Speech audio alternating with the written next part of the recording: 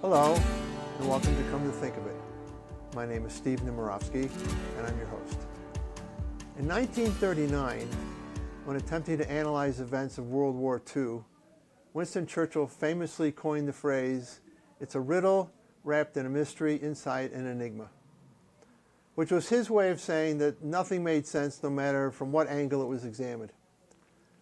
Sadly, I'm not sure that concoction of incongruity can be used to adequately describe events in Israel, Gaza, and the Middle East on and after October 7th, 2023.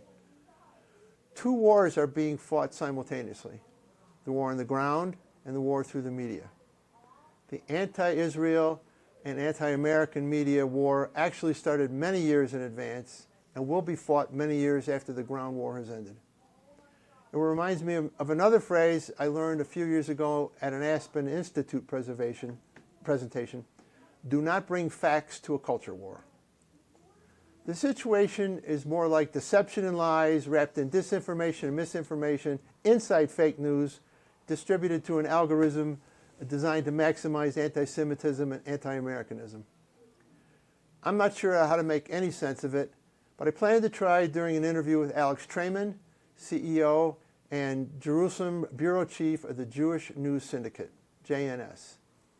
Alex is a veteran journalist, radio show host, and documentary filmmaker. He writes on Israeli politics and U.S.-Israeli relations. Alex, welcome to Come to Think of It. Steve, thanks for having me. So this is a little intimidating because I don't have any training in this, and I've been doing it for a few years. I talk about fake news. I fake it very well. But now I'm interviewing a pro. So I'm wondering, do you ever go to an interview and think you should just hand over a list of questions and say, look, just ask me these 8 questions and you'll have a great interview? Well, I think since October 7th, I've done more than 1,000 interviews with mainstream media. And I've been asked every single type of question that could possibly be asked, from smart to stupid to accusatory, and everything in between. So, yeah, I'm ready to roll with the punches. We'll make up better answers today then. So we talked about you briefly. If you want to throw in a little more about you, fine, but tell us about JNS and what it does. Well, JNS has been reporting on what's been going on in Israel, since before October 7th, but certainly on hyperdrive since October 7th, war in Gaza, war in southern Lebanon, war in Syria, fighting against the Houthis in Yemen, and of course the 12 days of war that just concluded recently in Iran. We'll also cover issues of Jewish concern in the United States, unfortunately dealing with growing incidents of anti-Semitism, intimidation of Jewish students on university campuses, and what's going on in Jewish communities around the world. Obviously, it's not all bad.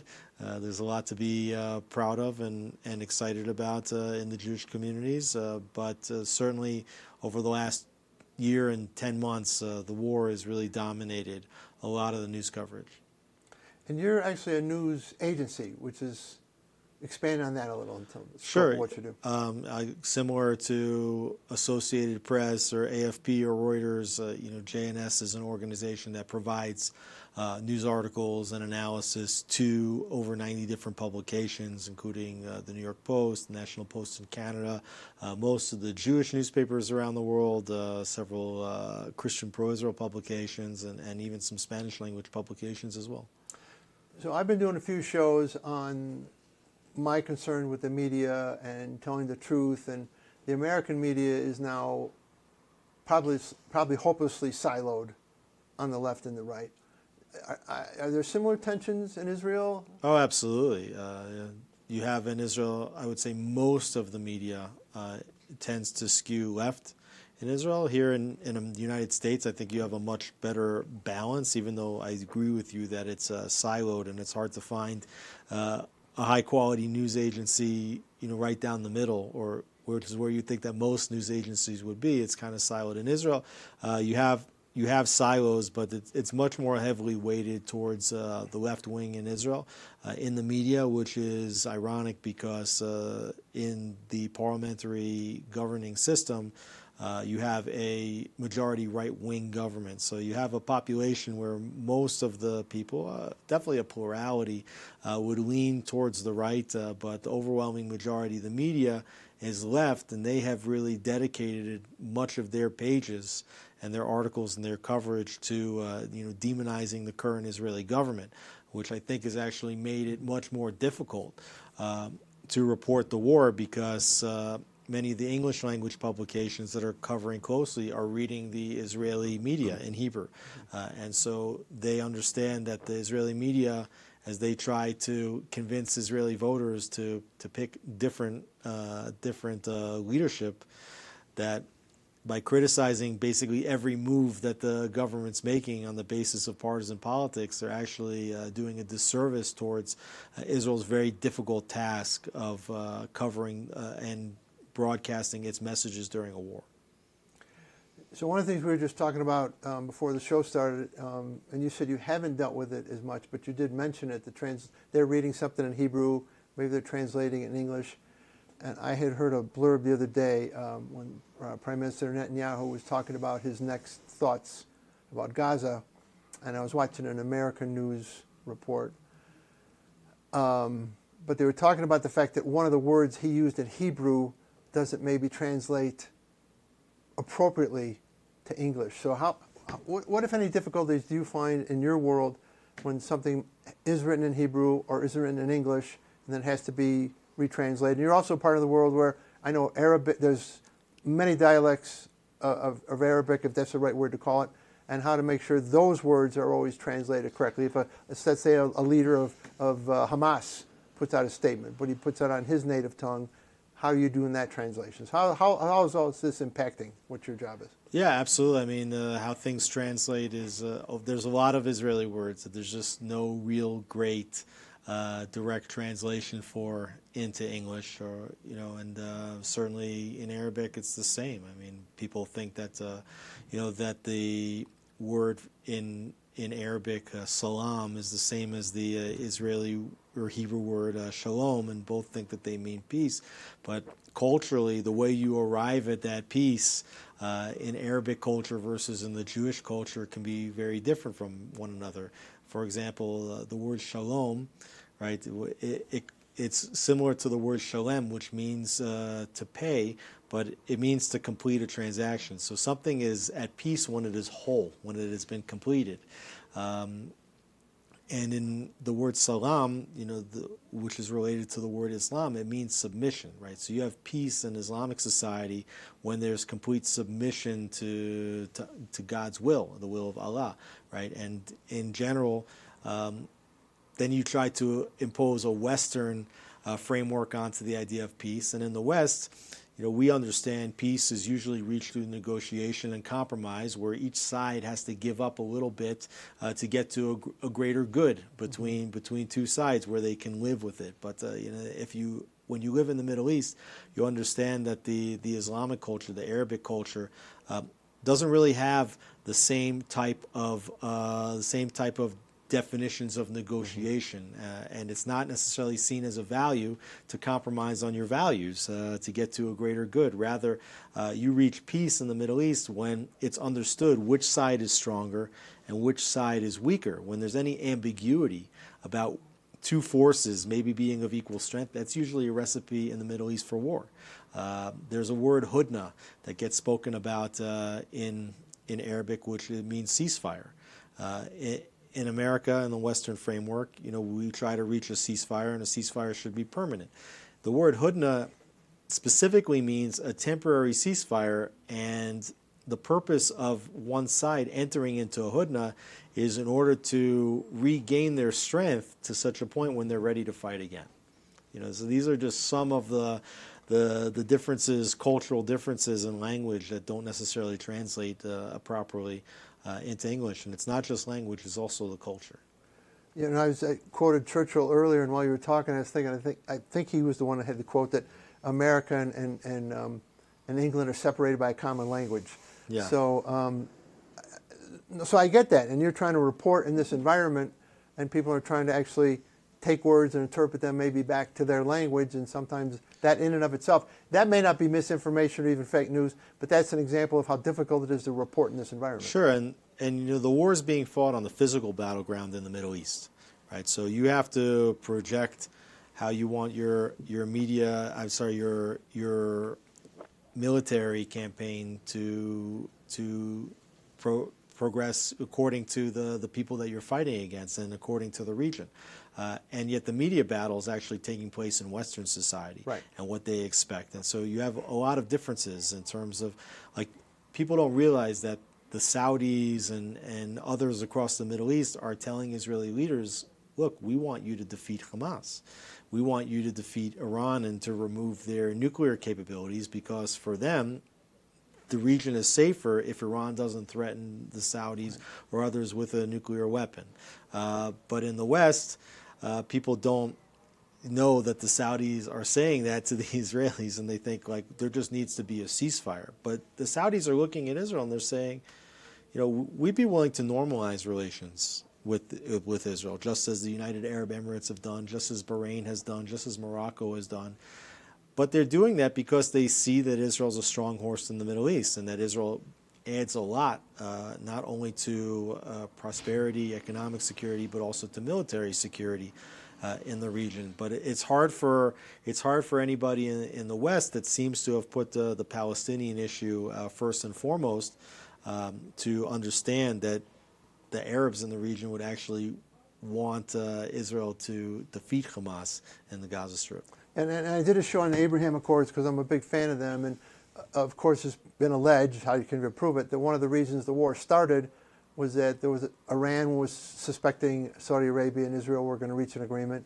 And that's one of the reasons for the war. Well, it's not an allegation. I mean, Hamas said so. And, and then Iran said so as well. You know, they saw that, look, if Israel normalizes relations with the seat of Islam, of Sunni Islam, Saudi Arabia, that effectively ends the Arab-Israeli conflict. Now, many in the West have said you cannot solve the greater Israeli-Arab conflict without first solving the Israeli-Palestinian conflict.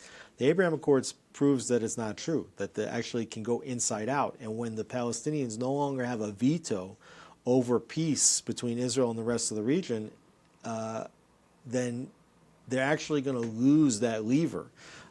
And when they see that if Palestinians living in Gaza, living in Judea and Samaria, see that, wait a second, Israel has now made peace with the Saudis. They signed a peace agreement with Jordan. They've signed a peace agreement with Egypt. The only ones left are us. And that it would actually make peace more likely going from the outside in. So you were mentioning this, I don't know if the word tension is right, of what the story is back in the Middle East versus what people want the story to be back in the U.S. And I want to spend a little more time on journalism here. So I used to lobby. And one of the things I learned as a lobbyist, if I'm messaging on something that is a quick answer that I can give someone, it's like a 3-word message or something, I can win a lobbying battle over someone who has to tell a very long story. Do you ever feel as though in your journalism and your reporting, you're having to tell a very long story, whereas the other side is using quick-hitting one words like, you know, genocide and starvation, but you've got to, and to do your job well, you have to tell the longer side of that, and it just doesn't always balance out. Sure, right. So if somebody says Israel's committing a genocide in Gaza, and you hear that 30 times, now Israel has to explain why that terminology doesn't apply here, right? And then it becomes more of like a legal argument, and people don't want to hear it. You know, and even if they want to hear it, they can't stay tuned. They don't have the attention span for it. They don't drill down and get all the facts. Right, and I think that Israel hasn't done a great job of understanding that you need to have the very short boilerplate messaging, and that has to present a different narrative, a counter narrative to what the other side is presenting. But you see that actually the other side is very sophisticated, and when you look at, you know, what did Hamas think that they were going to do when they attacked Israel? Did they think that they were going to defeat the IDF? The IDF is one of the world's most technologically advanced and battle-ready militaries. Like, on the day one of the war, Israel mobilized 350,000 troops. That's 7 times more terrorists than are in the Gaza Strip. I mean, Israel's got F-35s, F-16s, precision-guided weapons. So Hamas can't defeat the IDF on the battlefield, even if that battlefield is the booby-trapped Gaza Strip. So what they wanted to do, and this has been the Hamas strategy from The day Sinwar one, strategy. is draw Israel into the Gaza Strip, make them fight underground in the tunnel network that Hamas invested billions of dollars into, fight in densely populated civilian urban areas, right? As to make Israel, have to discern between a terrorist and between civilian. That's why Hamas sets up inside mosques, inside hospitals, inside schools, that if Israel will bomb one of these Hamas command centers, that the narrative will be that Israel has killed innocent civilians, that Israel has attacked the mosque, that Israel has attacked the hospital, that Israel is committing a genocide. Right, and that's another side of the reporting here. It's the long story versus the short story, but then it's also the need for the media nowadays to put out news as quickly as possible, because you have to beat the other guy and you have to get there fast. And in a war, and particularly Israel knows what they have to defend, sometimes that story gets out so quickly and then there's no controlling it. So the most famous ones perhaps is the one where the hospital was allegedly attacked by Israel, only to find out that the terrorists' own weapon destroyed the hospital. So this was 10 days into the war. It was October 17th. And all of a sudden the headline rang around the world, the one that the entire international community was waiting for, and Israel hoped would never happen. Israel bombs hospital in Gaza, kills 500 people. Now, within the first hour after this headline was being reported by CNN, AP, Reuters, New York Times, BBC, you name it, I start to get chatter on some of the channels that I follow, stating that it's not clear that Israel actually hit that hospital. Now, I was actually in real-time contact with the chief spokesperson of the IDF and also with a senior advisor in the Prime Minister's office. And I said, hey, I'm hearing that maybe this wasn't an IDF strike on the hospital. Can you give me a statement? And they said, well, wait a second, we can't give you a statement so quickly. And I said, well, this headline is shooting around the world at rapid fire speed, and you have to give a statement to say that you didn't do it. And they said, well, we're checking. I said, well, you don't have time to check because you're already losing the battle. And they said, no, you don't understand. In Israel, we're a democracy, okay? And we want Western countries to believe us when we put out information. So we can't just say that we didn't do it until we're completely sure that we didn't do it. And they actually had to check hundreds of various points of fire, radar, cameras, surveillance cameras from all over Gaza. Now, it turns out, like you said, that it wasn't an IDF strike. It was actually a Palestinian Islamic Jihad rocket that was fired in a salvo towards the Israeli city of Haifa. One of the rockets, you can see it in the video, winds up taking like a hard left turn and crashes down. Now, so it wasn't the IDF, but it also didn't hit the hospital. It hit the parking lot outside of the hospital.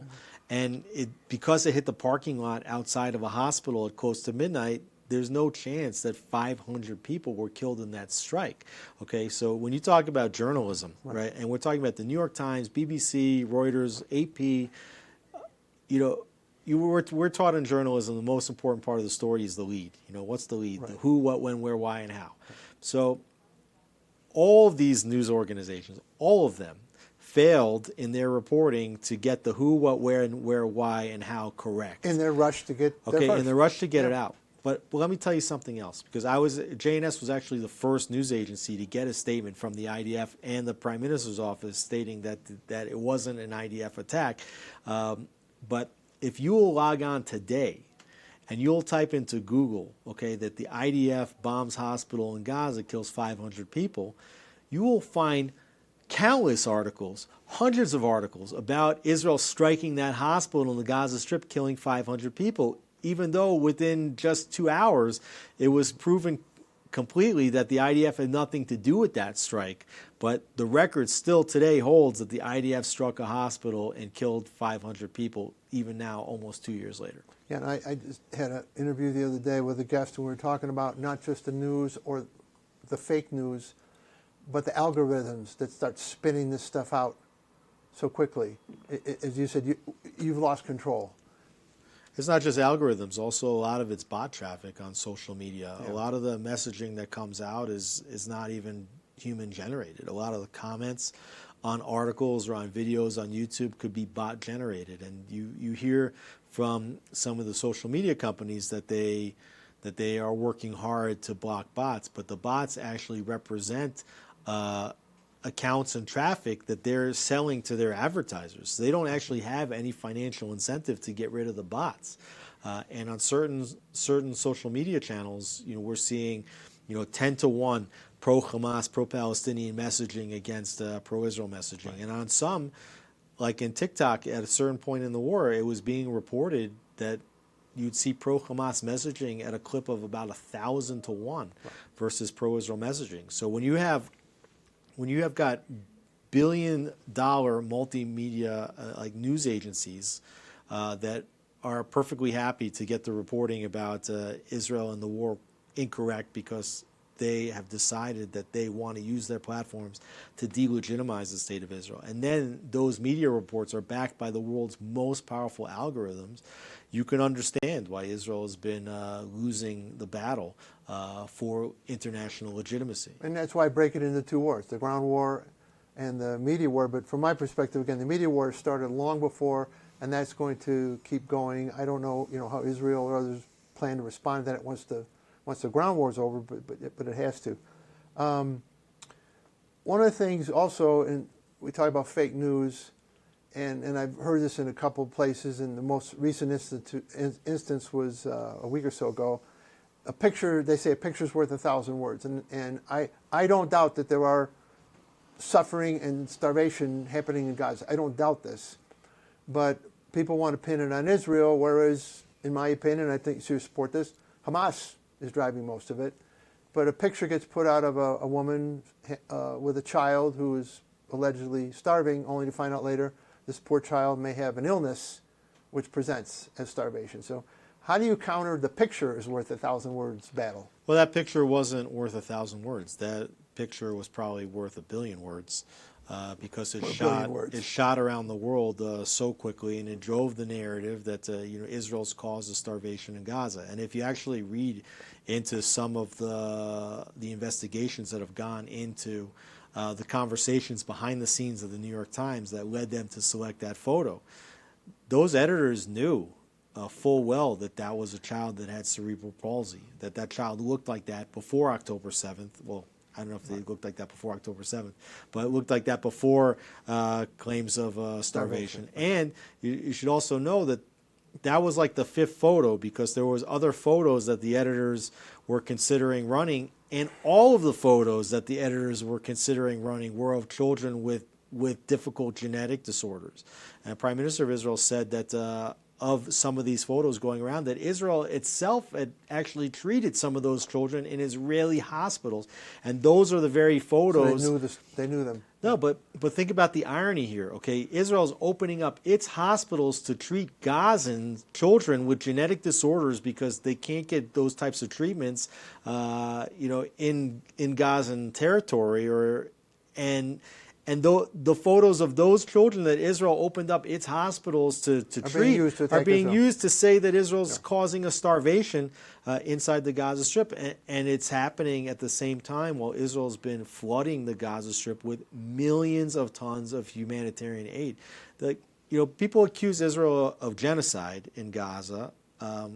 There's been probably about 50,000 people killed, according to the Gazan Health Ministry, which we also know has been inflating the numbers to the extent that the UN has even reduced their reliance on those numbers, reduced those numbers. But even if you went with those numbers, 50,000 people killed in a war in an urban fighting environment that's heavily booby-trapped of a population of well over 1 million people.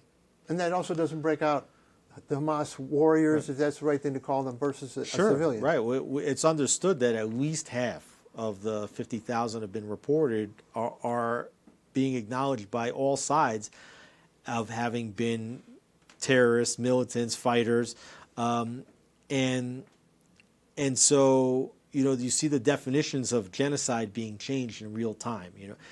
In order to accommodate the narrative that Israel's committing a genocide. And the IDF's done more than any military in the history of warfare to reduce civilian casualties in an urban fighting environment. Of the opposition. Right, and that's being called genocide. And now Israel is doing more than any military in the history of warfare to flood an enemy population with humanitarian aid, and it's being accused of starvation.